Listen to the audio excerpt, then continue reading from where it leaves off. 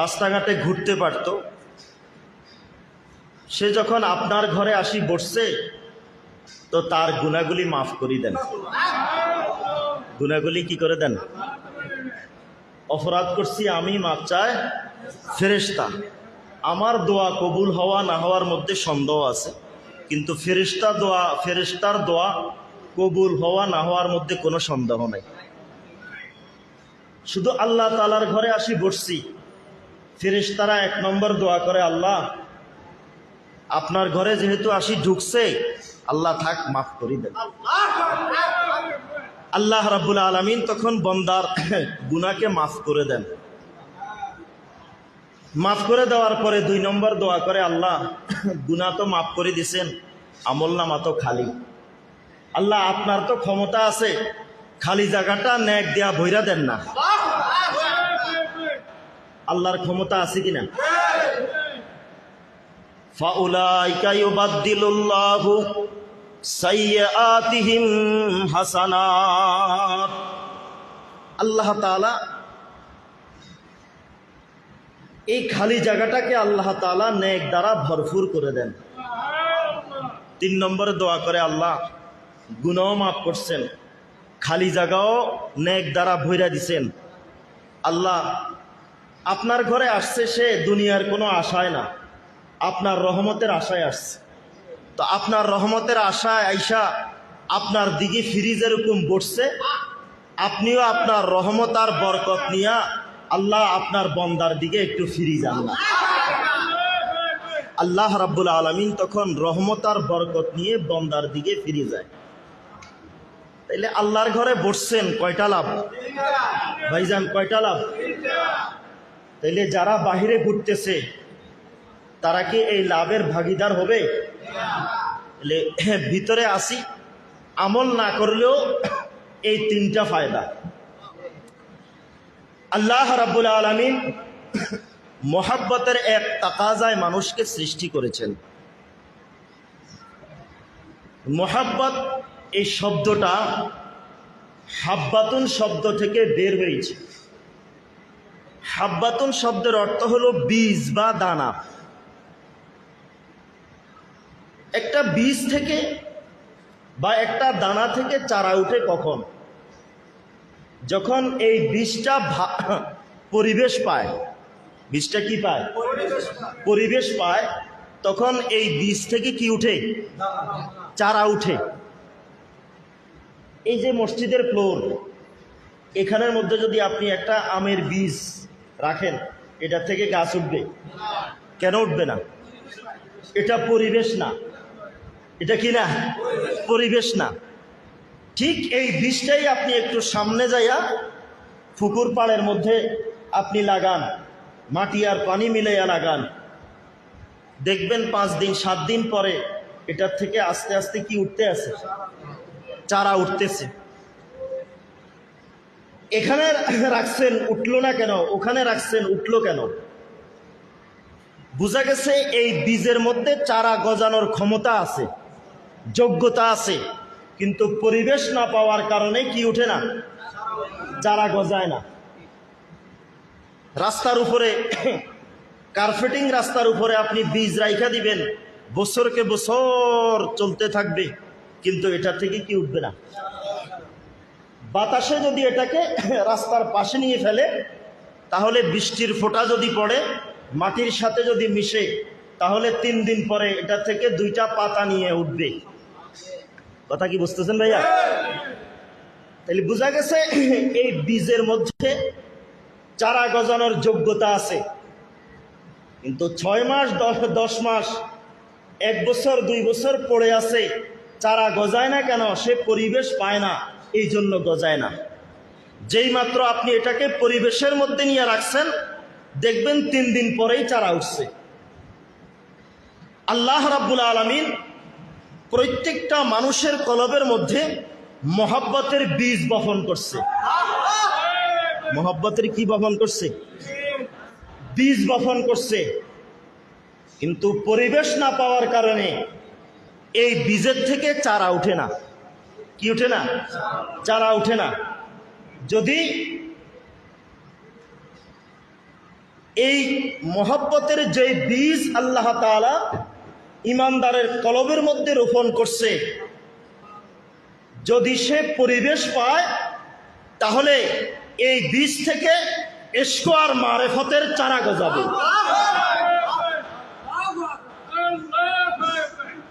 এরপরে যদি আপনি এটার পিছনে মেহনত করেন, পানি দেন, তাহলে এই চারা থেকে ঢালপালা গজাবে। আরো মেহনত করেন, ফুল ধরবে। আলামিন প্রত্যেকটা মানুষের কলবের মধ্যে মহব্বতের বীজ রাখছেন কিনা? কিন্তু এই বুঝা গেছে আমি পরিবেশে যাই না, এই জন্য চারা ওঠে না। এই মাকবারার মধ্যে যারা শায়িত আছেন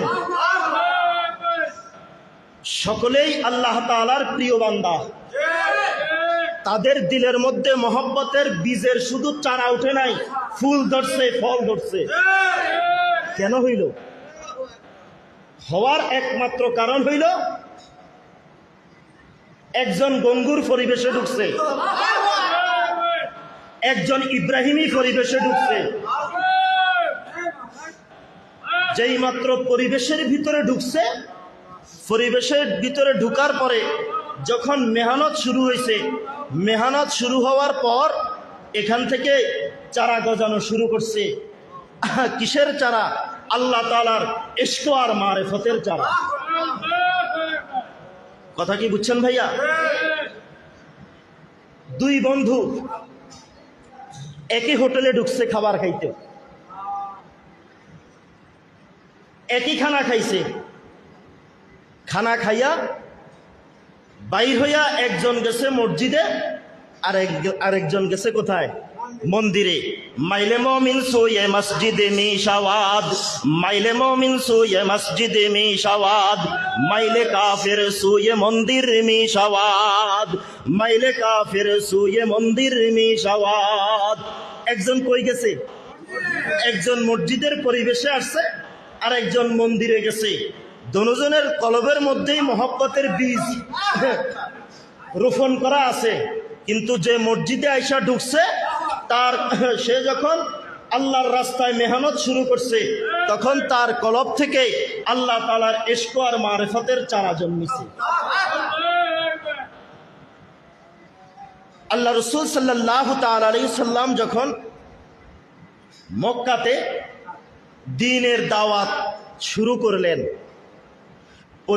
পরিবেশটা তখন অনুকূল না প্রতিকূল? প্রতিকূল। পরিবেশটা তখন কি ভাই?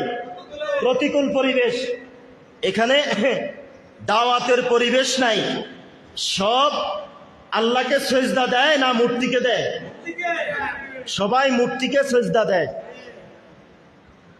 আল্লাহ রাসূল সাল্লাল্লাহু তাআলা আলাইহি সাল্লামের মন খারাপ। এতদিন পর্যন্ত উমুমি গাছ চলছে, চিন্তা করছে এবার একটু খুসুসি গাছ করি। খুসুসি গাছ মানে বিশেষ বিষয়। চিন্তা করলেন খুসুসি গাছ করব, কার কাছে যাওয়া যায়? হযরত আবু বকর রাদিয়াল্লাহু তাআলা আনহুর নাম আগে অনেক শুনেছে, কিন্তু দেখা হয় নাই। জন্য চিন্তা করলেন আগামীকাল হযরত আবু বকর রাদিয়াল্লাহু তাআলা আনহু তার কাছে যাবেন। এইদিকে বাইতুল্লাহর চত্বরে মক্কার সমস্ত লিটারেট পার্সন, কাফের মুশরিক যারা নেতা, সব জমায়েত হয়েছে হযরত আবু বকর রাদিয়াল্লাহু তাআলা আনহুর কাছে। জমা হইয়া বলতেছেন, কি ব্যাপার, তুমি কোনো খোঁজ খবর রাখো না? কি খবর? বলল মুহাম্মদ, সবাই বলেন সাল্লাল্লাহু আলাইহি সাল্লাম, নতুন ধর্ম প্রচার করতেছে। বলতেছে আমাদের বাপদাদার ধর্ম এটা নাকি বাতিল, এটা নাকি মিথ্যা। সে নতুন ধর্ম প্রচার করতেছে, তুমি চুপ করে আসো, কিছু বলবা তাকে? আমাদের বাপদাদার ধর্মকে তারা সে বাতিল বলতেছে। আবু বকর রাদিয়াল্লাহু তাআলা আনহু বললেন, যেই মানুষটার সঙ্গে আমার কোনোদিন দেখা হয় নাই, সাক্ষাৎ হয় নাই, এই মানুষটার বিরুদ্ধে আমি বিবৃতি দেই কেমনে? ঠিক আছে, তোমরা যখন বলছো, আগামীকালকে আমি তার সঙ্গে দেখা করব, আর 10টা প্রশ্ন করব। যদি এই প্রশ্নের জবাব দিতে পারে তাহলে আমি তার পক্ষ হয়ে কাজ করব, আর যদি দিতে না পারে তাহলে সাথে সাথে তার বিরুদ্ধে বিবৃতি দিব। আল্লাহ রসুলের সঙ্গে হযরত আবু বকর রাদিয়াল্লাহু তাআলা আনহুর সঙ্গে কি কোনো যোগাযোগ হয়েছে? হয় নাই। পরের দিন সকালবেলায় দুজন রওনা দিছে। আল্লাহ রসুল তার বাড়ি থেকে রওনা দিলেন, হযরত আবু বকর রাদিয়াল্লাহু তাআলা আনহু তার বাড়ি থেকে রওনা দিলেন। 10টা প্রশ্ন তৈরি করছে। কাকে জিজ্ঞাসা করবেন? আল্লাহ রসুল সাল্লাল্লাহু আলাইহি সাল্লামকে। রাস্তার মাঝখানে যখন দেখা হইল, দেখা হওয়ার পর আল্লাহ রসুল সাল্লাল্লাহু আলাইহি সাল্লাম বললেন, ভাই আবু বকর, কই যাও? বলল, আমি তো তোমার কাছে রওনা দিছি। তুমি কই যাও? আমিও তো আপনার কাছে রওনা দিছি। তো কি জন্য রওনা দিছেন আমার কাছে? হযরত আবু বকর রাদিয়াল্লাহু তাআলা আনহু বললেন, গতকালকে মক্কার লিডারেরা সব আমার কাছে জমায়েত হয়েছে, একত্রিত হয়েছে। তুমি নাকি আমাদের বাপদাদার ধর্মকে বাতিল বলো, নতুন ধর্মের প্রচার করতেছ। এই জন্য আমি আজ 10টা প্রশ্ন তৈরি করেছি। এই প্রশ্নগুলি তোমাকে করার জন্য রওনা দিছি। যদি উত্তর দিতে পারো তাহলে তো ভালো, তোমার পক্ষে কথা বলবো। যদি উত্তর দিতে না পারো তাহলে তোমার বিরুদ্ধে বিবৃতি দিব। আল্লাহ রসুল বললেন, এই প্রশ্ন করার জন্য আমার বাড়িতে যাওয়া লাগে? কি প্রশ্ন? এখানেই বলেন, দেখি আমি উত্তর। আল্লাহ রসুল কয়, কিরে ঘটনা কি? এতক্ষণ কইছে ইয়া মুহাম্মদ, এখন কয় ইয়া রাসূলুল্লাহ। ঘটনা কি? বিষে ধরছে নাকি? কি ব্যাপার? এখন তো সুর নরম হয়ে গেছে। আল্লাহ রসুল সাল্লাল্লাহু তাআলা আলাইহি সাল্লামের চেহারার দিকে তাকাইয়া আছে। কতক্ষণ তাকাইয়া থাইকা হযরত আবু বকর রাদিয়াল্লাহু তাআলা আনহু বলেন, আইলাকায়ে তু জবাবে হর সওয়াল, আইলাকায়ে তু জবাবে হর সওয়াল, মুশকিল আस्तो হল সওয়াদ বে কিলো কাল, বিনি अंदर खुद उलूमे अंबिया, बीनी अंदर खुद उलूमे अंबिया, बेकिताबो बेमुईदो औसताना, इलाहा इल्लल्लाह, ला इलाहा ইল্লাল্লাহ, লা ইলাহা ইল্লাল্লাহ, লা ইলাহা ইল্লাল্লাহ, লা ইলাহা ইল্লাল্লাহ, লা ইলাহা ইল্লাল্লাহ, লা ইলাহা ইল্লাল্লাহ, লা ইলাহা ইল্লাল্লাহ, লা ইলাহা ইল্লাল্লাহ।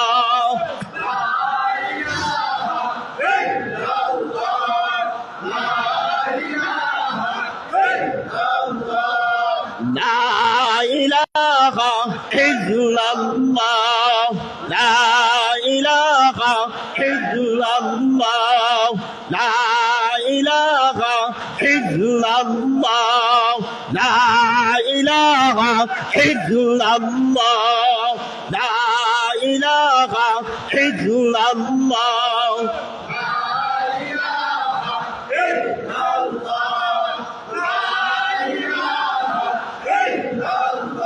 لقائے تو جواب ہر سوال،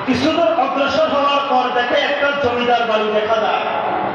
এদিকে খেয়াল করেন, একটা জমিদার বাড়ি দেখা যায়। যাইয়া জমিদার বাড়িতে ঢুকলেন, দরজার সামনে যাইয়া হাত দিলেন, দরজা খুলে গেল। বুঝতে পারলো ভিতর থেকে বন্ধ নয়, খোলা। ভিতরে ঢুকে ডাইনি বামে নজর করে কাউকে দেখা যায় না। বিশাল কাপড়ের গায়ে, মনে মনে ভাবতেছে কাউকে দেখাও যায় না।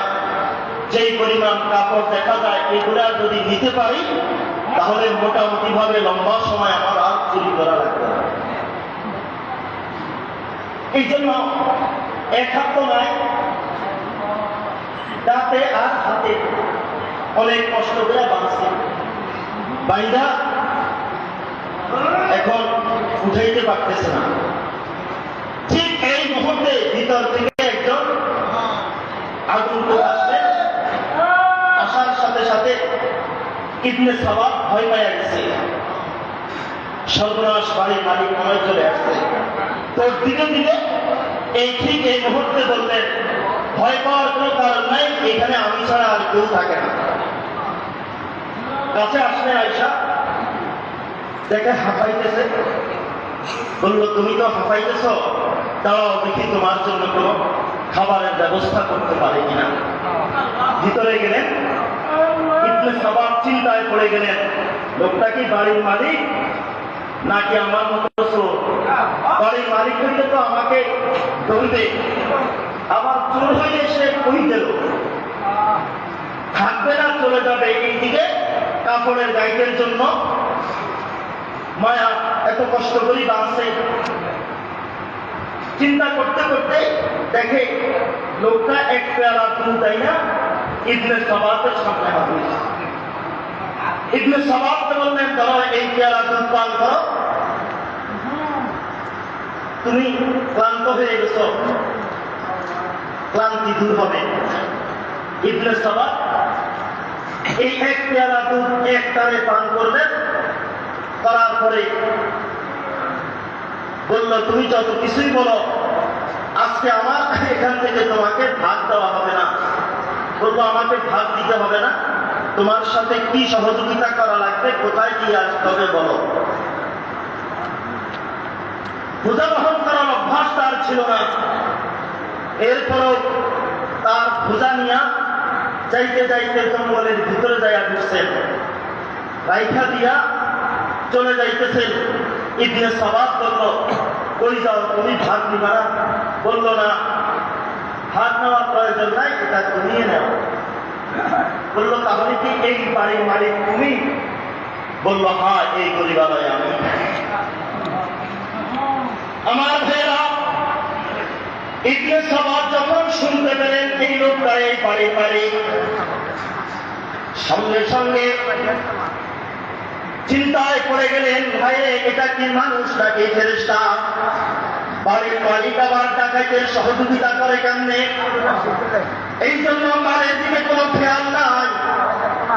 সকালবেলায় চলে গেলেন, যেই বাড়িতে রাত্রে ডাকাতি করছে ওই বাড়ির রাস্তা ধরে বাড়ির কাছাকাছি যাওয়ার পর একজন পথিকের সঙ্গে দেখা। বললেন, ভাই ওই যে একটা জমিদার বাড়ি দেখা যায়, এই জমিদার বাড়ির মালিক কি তুমি চেনো নাকি? পথিক দেখার সঙ্গে সঙ্গে মনে মনে চিন্তা করতেছে, কি ব্যাপার, সে তো বাগদাদের সেরা ডাকাত ইবনে সাবা, এই বাড়ির মালিকের খোঁজ কেন করে? এই বাড়ির মালিকের আবার কোনো ক্ষতি করবে না তো? কোনো ক্ষতি আবার করবে নাকি? বলতে চায় না পরিচয়। ইবনে সাবা বারবার করার পর পথিক বলতেছে, ইবনে সাবা, সারা জীবন তুমি ডাকাতি করো, এই বাড়ির মালিককে তুমি কিভাবে চিনবা? এই বাড়ির মালিক তো হল বাগদাদের শ্রেষ্ঠ বুজুর্গ, বিশ্বের শ্রেষ্ঠ বুজুর্গ। এটা তো হযরতের জুনায়েদ বাগদাদীর বাড়ি, এটা তো হযরতের জুনায়েদ বাগদাদীর বাড়ি। এটা বলার সঙ্গে সঙ্গে ইবনে সাবাতের মাথার মধ্যে যেন আসমান ভেঙে পড়েছে। জীবনে আমার হযরত জুনায়েদ বাগদাদীর নাম তো অনেক শুনেছি, যদিও তার কাছে যাই নাই, কিন্তু গতকাল রাত্রে তার সঙ্গে যে বেয়াদবি আমার হয়ে গেছে, হায় হায় আমার কোথায় জানি কি আছে। এমনি চুরির অপরাধে হাত হারাইছি, চুরির অপরাধে বছরকে বছর জেল কাটছি। এই জন্য আস্তে আস্তে পিছন দিয়া আস্তে আস্তে এক পাও দুই পাও করে করে হযরত জুনায়েদ বাগদাদী রাহমাতুল্লাহ আলাইহির বাড়ির সামনে গেলেন। খানকার সামনে গিয়ে দেখে জুনায়েদ বাগদাদী রাহমাতুল্লাহ আলাইহি তার মুরিদান শাগিরদেরকে দ্বীনের তালিম দিতে আছে, দ্বীনের তালিম দিচ্ছে। কাছে আইসা মজলিসের পিছনে দাঁড়াইয়া হযরত জুনায়েদ বাগদাদী রাহমাতুল্লাহ আলাইহির চেহারার দিকে যখন তাকাইলেন, তাকানোর সঙ্গে সঙ্গে একটা চিৎকার দিয়ে বেহুশ হয়ে পড়ে গেলেন, একটা চিৎকার দিয়ে বেহুশ হয়ে পড়ে গেলেন। হুজুর বললেন, তাড়াতাড়ি এই লোকটাকে ধরো। সবাই জায়গা ধরলেন, চেহারার মধ্যে পানির ছিটা দিলেন। পানির ছিটা দেওয়ার পরে তার হুঁশ ফিরে এসেছে। হুঁশ ফিরে আসার পর হযরত জুনায়েদ বাগদাদী রাহমাতুল্লাহ আলাইহি পায়ের মধ্যে আইসা জড়ায়া ধরলেন। জড়ায়া ধরে বলতেছেন, হযরত দয়া করে আমাকে মাফ করে দেন, দয়া করে আমাকে মাফ করে দেন। আমি বুঝতে পারি নাই আপনি যে যুগ শ্রেষ্ঠ আল্লাহর নবী, আপনার নাম তো আমি জীবনে বহুবার শুনেছি, কিন্তু আপনার সঙ্গে দেখা তো হয়েছে আমার, কিন্তু আপনার সঙ্গে তো আমি অনেক বড় বেয়াদবি করে ফেলেছি। জুনায়েদ বাগদাদী কয় না, বেয়াদবি করো নাই, তুমি একজন মেহমান হিসেবে এসেছ, মেহমান হিসেবে এসেছ। ইবনে সাবাহ বলতেছে, হযরত আমি মেহমান হিসেবে এসেছি, এটা তো আপনি বলতেছেন, কিন্তু আপনি যখন আমাকে বিদায় দিয়ে এসেছেন, এখানে আসার পর আপনার সামনে যখন দাঁড়াইছি, দাঁড়ানোর পর আপনার চেহারার দিকে যখন তাকাইলাম, তাকানোর সঙ্গে সঙ্গে দেখি আপনার চেহারার মধ্যে কি জানি দেখা যায়, আপনার চেহারার মধ্যে কি জানি দেখা যায়। আইলে যায় তুই मुश्किल से हर सवाल दिल का मेरे अंदर खुद उन्होंने अंबिया बेकिताबो बेमईदो आसदा। हजरत আপনার চেহারার মধ্যে কি যেন দেখা যায়, আপনার চেহারার মধ্যে কেমন যেন আলো জ্বলতে আছে, কেমন যেন আলো জ্বলতেছে। হযরত দয়া করি আপনি তাদেরকে যার পরিচয় শিখাইতেছেন, দয়া করি আমাকেও তার পরিচয়টা একটু শিখাইয়া দেন, তার পরিচয়টা একটু শিখাইয়া দেন। হযরত জুনায়েদ বাগদাদী রাহমাতুল্লাহ আলাইহি হাতে হাত দিয়া তওবা করলেন, হাতে হাত দিয়া তওবা করলেন। এখন আর কোনো কাজ নাই। হাতে হাত যখন দিলেন, পরিবেশের মধ্যে ঢুকার সঙ্গে সঙ্গে ওই মহব্বতের বীজ থেকে তারা গজায় উঠছে, তারা গজায় উঠছে। এখন আর কোনো কাজ নাই। 5 ওয়াক্ত নামাজ আদায় করে, 5 ওয়াক্ত নামাজ আদায় করে আর মাওলার প্রেমের গান গায়, লা ইলাহা ইল্লাল্লাহ, লা ইলাহা ইল্লাল্লাহ, লা ইলাহা ইল্লাল্লাহ, লা ইলাহা ইল্লাল্লাহ, লা ইলাহা ইল্লাল্লাহ, লা ইলাহা ইল্লাল্লাহ, লা ইলাহা ইল্লাল্লাহ, লা ইলাহা ইল্লাল্লাহ,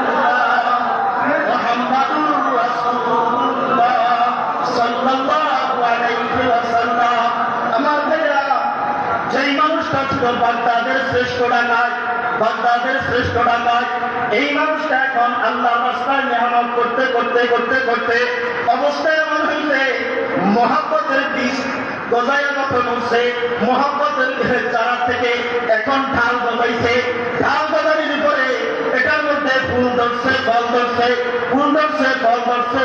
অর্থাৎ হযরত জুনায়েদ বাগদাদী রাহমাতুল্লাহ আলাইহি তাকে খেলাফতের মর্যাদা দিয়া সম্মানিত করে দিলেন, খেলাফতের মর্যাদা দিয়া দিলেন। সেই মানুষটা ছিল সবচাইতে বাগদাদের মধ্যে শ্রেষ্ঠ ডাকাত, আর এই মানুষটা বাগদাদের মধ্যে একজন শ্রেষ্ঠ মানুষ হয়ে গেছে, শ্রেষ্ঠ মানুষ হয়ে গেছে। যখন পরিবেশের মধ্যে ঢুকছে, পরিবেশের মধ্যে ঢুকার সঙ্গে সঙ্গে জীবন পরিবর্তন হয়ে গেছে, সবকিছু পরিবর্তন হয়ে গেছে, ব্যক্তিত্ব পরিবর্তন হয়ে গেছে, খেয়াল পরিবর্তন হয়ে গেছে, পোশাক পরিবর্তন হয়ে গেছে, দৃষ্টি পরিবর্তন হয়ে গেছে, চলা পরিবর্তন হয়ে গেছে, সবকিছু তার পরিবর্তন হয়ে গেছে, সবকিছু তার পরিবর্তন হয়ে গেছে। আমার ভাইরা, আল্লাহ রাসূল সাল্লাল্লাহু তাআলা আলাইহি ওয়াসাল্লামের সঙ্গে সম্পর্ক করার পরে হযরত আবু বকর হয়ে গেলেন সিদ্দিক, হযরত ওমর হয়ে গেলেন ফারুক, হযরত উসমান হয়ে গেলেন জিন্নুরাইন, হযরত আলী হয়ে গেলেন শেরে খোদা, হযরত উবাইদা ইবনে জাররাহ হয়ে গেলেন আমিনুল হাযিহিল উম্মাহ। যেই মানুষ সম্পর্ক করার বরকতে, এজন্য আল্লাহ রাব্বুল আলামিন প্রত্যেকটা মানুষের দিলের মধ্যে কিন্তু পরিবেশ না পাওয়ার কারণে এখান থেকে এই বীজ থেকে চারা গজায় না, বীজ থেকে চারা গজায় না। আজকে আমরা যে পদের বীজ থেকে চারা উৎপাদন হয়, চারা উৎপাদন হয়। এই জন্য আমার ভাইরা, আমাদের ইমানদারের জীবনের প্রত্যেকটা মুহূর্ত দামি, প্রতিটা মুহূর্ত দামি, প্রতিটা সেকেন্ড দামি, প্রতিটা মিনিট দামি, প্রতিটা ঘন্টা দামি, প্রতিটা মাস দামি, প্রতিটা সপ্তাহ দামি, প্রতিটা বছর দামি। ইমানদারের হায়াতের দাম আর দাম, দুনিয়ার হায়াতের দাম আর দাম, আখিরাতের হায়াতের কোনো দাম নাই, আখিরাতের হায়াতের কোনো দাম নাই। দুনিয়ার হায়াতের দাম আর দাম, দুনিয়ার হায়াতের দাম আর দাম। এই জন্য কিতাবের মধ্যে লিখছেন, একজন আল্লাহর ওলি কবরের পাশ দিয়া হাইটা যায়, হঠাৎ করে কোরআন তেলাওয়াতের আওয়াজ শুনতে পাইলেন। তেলাওয়াতের আওয়াজ শোনার পরে ডাইনে তাকায়, বামে তাকায়, ডাইনে তাকায়, বামে তাকায়, কাউকে দেখে না। কিছুক্ষণ পর আওয়াজ দিলেন, কে এখানে কোরআন তেলাওয়াত করো, কে কোরআন তেলাওয়াত করো। কবরের ভিতর থেকে আওয়াজ আসলো, হযরত আমি একজন হাফেজে কোরআন, আল্লাহ তাআলার কোরআন তেলাওয়াত করি। কবরের মধ্যে থাইকা বলে, হ্যাঁ, কবরের মধ্যে থাইকা আমি আল্লাহর কোরআন তেলাওয়াত করি। আমি দুনিয়াতে থাকতে সব সময় তেলাওয়াত করতাম, এই জন্য কবরে আসার পরেও আল্লাহর কোরআন তেলাওয়াত না করলে আমার কাছে ভালো লাগে না। বললো, কয় খতম দিছ? বললো, হযরত এই পর্যন্ত 5000 খতম দিছি। এটা বলার সঙ্গে সঙ্গে আল্লাহ নবী সুবহানাল্লাহ বলে আশ্চর্য প্রকাশ করলেন। হাফেজে কোরআন বলতেছে, হযরত আপনি যে সুবহানাল্লাহ বলছেন, আপনার সুবহানাল্লাহটা আমারে দিয়া দেন, আর আপনার আর আমার 5000 খতম আপনি নিয়ে নেন, 5000 খতম আপনি নিয়ে নেন। আল্লাহ নবী বলতেছেন, কি ব্যাপার, তোমার 5000 খতম আমাকে দিবা, আর মাত্র আমার একটা সুবহানাল্লাহ আমি তোমাকে কেন দিতাম? বলল, হযরত আমি যে 5000 খতম আল্লাহর কোরআন তেলাওয়াত করছি, এটার কোনো সওয়াব নাই, দিলের শান্তির জন্য করছি। কিন্তু আপনি জমিনের উপরে থাইকা একবার সুবহানাল্লাহ বলছেন, একবার সুবহানাল্লাহ বলার কথা, একবার সুবহানাল্লাহ খাওয়ার হইল ওয়া সুবহানাল্লাহি তামলাউল মিজান ওয়া সুবহানাল্লাহি ওয়াল হামদুলিল্লাহ তামলান আও তামলাউ মা বাইনাস সামাই ওয়াল আরদ। আল্লাহ রাসূল বলেন, যে ব্যক্তি একবার সুবহানাল্লাহ সুবহানাল্লাহ বলবে, আসমান আর জমিনের ফাঁকা জায়গা আল্লাহ তাআলা সওয়াব দ্বারা ভরপুর করে দিবে। একবার আলহামদুলিল্লাহ বলবে, আল্লাহ তাআলা মিজানের পাল্লাটা সওয়াব দ্বারা ভরপুর করে দিবে, সওয়াব দ্বারা ভরপুর করে দিবে। এই জন্য কবি বলেন, জাগে না ভাই জাগো, अपना की साया तले हशर तुम सोया रहेगा, कब्र की साया तले। আসমানের নিচে জমিনের উপরে যতদিন থাকবা ততদিন আল্লাহর জন্য জাগো, আল্লাহর জন্য জাগো। আসমানের নিচে জমিনের উপরে যতদিন থাকবা আল্লাহর জন্য চোখের পানি ফেলা, বিদ্যা দাও বাসদা তাসবি দরিয়া কুলতা বেদিয়া কান্দা ছবি। যদি তুমি দুনিয়ার জগতে যদি কেঁদে যাও, তাহলে অনন্ত সুখের মালিক আল্লাহ রাব্বুল আলামিন তোমাকে কবরে যাওয়ার সঙ্গে সঙ্গে আল্লাহ রাব্বুল আলামিন বলবে, ওয়াবশিরু বিল জান্নাহ ওয়ালবিসু বিল জান্নাহ ওয়াক্তাবু লাহু বাবান আমার বান্দার জন্য জান্নাতের পোশাক পরিধান করে দাও, জান্নাতের বিছানা বিছাইয়া দাও, জান্নাতের সঙ্গে কবরের যোগাযোগ করে দাও। বান্দা এক জান্নাতের হাওয়া তার শরীরে রাখতে থাকবে, শরীরে রাখতে থাকবে। আল্লাহ রাব্বুল আলামিন বলবে আমার বান্দার যা মনে চায়, আমার বান্দা যখন জান্নাতে ঢুকবে আল্লাহ তাআলা বলবেন কুলু ওয়া তামাত্তাউ, খাও আর আনন্দ করো, খাও আর আনন্দ করো। বান্দা খাইতে মনে চাইবে, আল্লাহ রাব্বুল আলামিন খাবার সামনে দিবে। বান্দা আল্লাহ তাআলার সঙ্গে বাহানা করবে, আল্লাহ দয়া করে আমাকে একটু খাওয়াই দেন না। আল্লাহ বলবে বান্দা তোর না হাত আছে, আল্লাহ আমাকে খাওয়াই দেন। ভাইয়া আমরা যখন ছোট ছিলাম, ছোট থাকা অবস্থায় খাবারের জন্য কাঁদছি, খাওয়ার জন্য যখন কাঁদছি, মা তখন কাজ রেখা পেটে করে খাওয়া দিছে। দেওয়ার পরে আমি আমার বাহানা করছি, মা আমাকে খাওয়াই দিতে হবে, আমি খাবো না। মা বলছে বাবা আমি তো কাজে ব্যস্ত, তুই একটু হাতটা দিয়া খেয়ে নে। হয় না না আমি খাবো না, আমাকে খাওয়াই দেন। মা যখন দেখছে সন্তান আর তার বায়না ছাড়ে না, তখন হাত দিয়া নিজের হাতে, মা তখন মায়ের হাত দিয়া আমাকে আপনাকে খাওয়াই দিছে। বন্দার সামনে খাবার দেওয়ার পর বন্দা বাহানা করবে আল্লাহ আমাকে খাওয়াই দেন। তারা বলবে বন্দা তুই খা, তোর না হাত আছে। কয় না আল্লাহ আমাকে খাওয়াই দিতে হবে। আল্লাহ রাব্বুল আলামিন তখন বলবে হ্যাঁ বন্দা তোকে আজকে আমি আমার কুদরতি হাত দ্বারা খাওয়াইব। তার কারণ তুই দুনিয়াতে থাকতে গরমের দিনে রোজা রাখছ, গরমের দিনে রোজা রাখছ, শীতের রাত্রে উঠা আমি আল্লাহর দরবারে সেজদা দিছ, আমি আল্লাহর দরবারে সেজদা দিছ। অতি